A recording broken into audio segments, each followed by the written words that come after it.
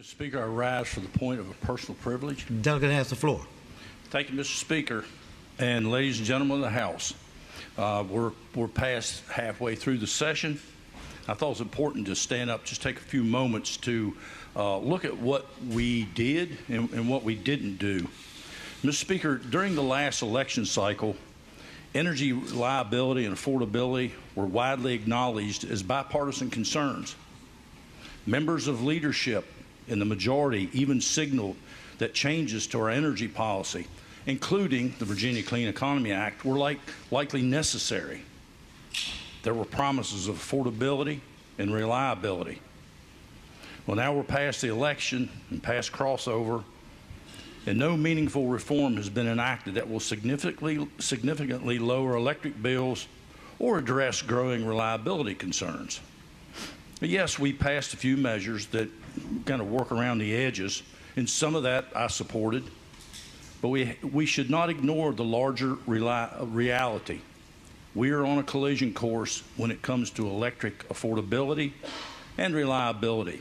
Commissioners from PJM Interconnection recently and have continually been warning us that the grid is in serious danger of not having enough generation to meet demand. As the top importer in the PJM territory, we have a responsibility to do our part to address this looming crisis. Now, this session, we advanced additional battery storage requirement, including long-duration storage technology, but that's just not grid scale, and it's certainly not affordable. Mr. Speaker, I'm not anti-battery, but batteries have limits. During peak winter demand, when dispatchable sources are already running at full capacity, and wind and solar output is extremely low or non-existent, there's nothing left to store. We cannot substitute storage for generation.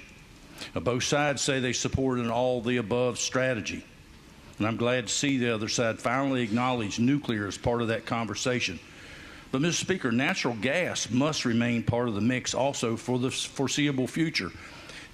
A little fact that we need to remember: we've seen well over 40% reductions in Virginia's carbon emissions the last 15 years or so, precisely because of increased natural gas generation. Yet these concerns remain. Mr. Speaker, this year, that's why I introduced legislation to pause the escalating mandates of the Virginia Clean Economy Act, not repeal them, but to pause them, to give our utilities time to plan and develop our grid in a thoughtful and cost-conscious way. Other members offered proposals to create relief valves if consumer cost spikes or reliability is threatened. None of those bills received a hearing. Now, looking at costs alone, the record this session is troubling. We've chosen to rejoin the regional greenhouse gas initiative, amounts to a pass-through tax on ratepayers, expanding battery requirements on our utilities estimated to cost billions. Costs of an expanded weatherization program and percentage of income program will ultimately be borne by existing ratepayers, despite some initial assurances that falsely indicated otherwise. If we stay on this path, rates will continue to rise, and the risk of regular brownouts and blackouts will grow. But I suspect in about 16, 18 months, we'll suddenly start seeing renewed interest in reforming the very policies that are driving these outcomes. Mr. Speaker, the Virginia Clean Economy Act ship is taking on water, and instead of patching the holes, we're rearranging the deck chairs.